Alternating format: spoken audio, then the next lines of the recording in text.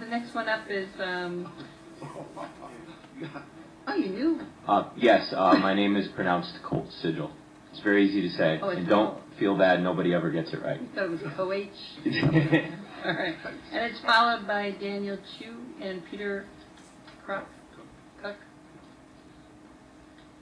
I'm from Waterbury, just for the record.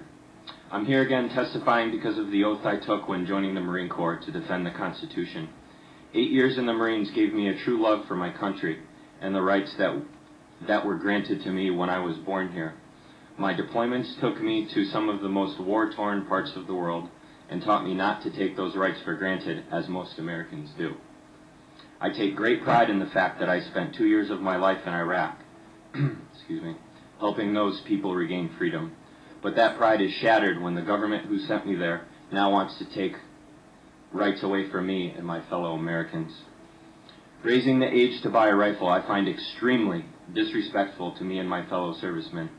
You are saying at 18 I was old enough to carry a rifle while patrolling the streets of Fallujah, but I'm not old enough to have one to defend my home and enjoy at the range? And the rifle I would own at home is nothing like the one I carried into combat. Why are Connecticut firearm owners being punished for the act of one insane criminal? The proposed legislation will limit the ability to defend my family and enjoy my freedom. Why? Because you are treating me as a guilty man for crimes I did not commit.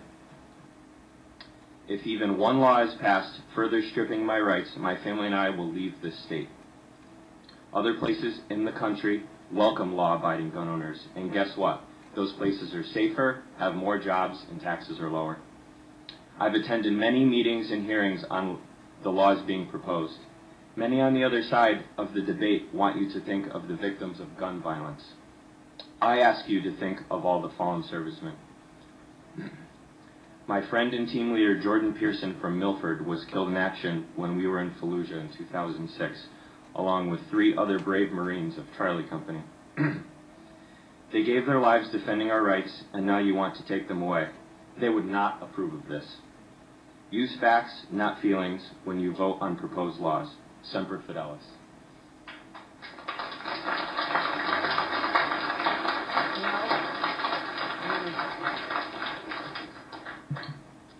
Thank you so much for your service to our country. It was my honor. Does anyone have any questions? Senator Hartley?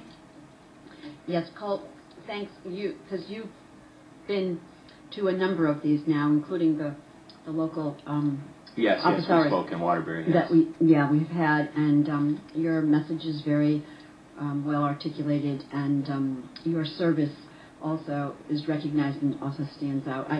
I do not disagree with you about the incongruity of a proposal which would say you can defend us on foreign soil, but you come back here and you essentially regress. So thanks once again for being here, and we hopefully will get through all of this in a rational way. I hope so too. Thank you. Thank you so much. Anyone else?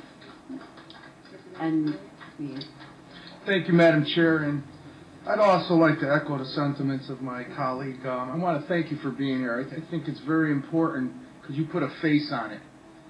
You know, we're here passing some serious legislation that could ban someone such as yourself that has put his life on the line for each and every one of us to enjoy the freedoms we have, but yet when you come home, you'll be treated like a second-rate citizen. So I want to thank you very much for being here, for your service, and for taking your entire day up. But thank you. I think it matters and it means a lot to each and every one of us. Thank you. It's my pleasure, and that's the reason why I wanted to come, because I think I come from a little bit different, perspective of this, just, with my service. Like I said, I don't want my rights taken away. I've done nothing wrong, and all of my friends, whether they were in the service or not, they've done nothing wrong either. So I see no reason to take away my rights.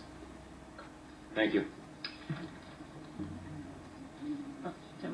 Colt, we had one more question for you. Sorry.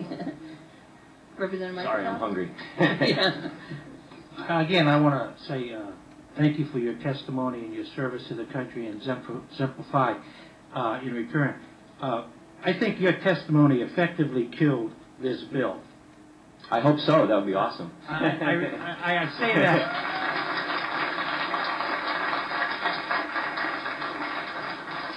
I say that, and I'll say that on the House floor about your service to your country. So, thank you for coming up here.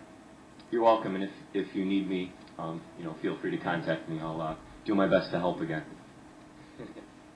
All right, thank you again. Thank you for your patience this evening. Is that all? I'm not walking away from home. Thank you.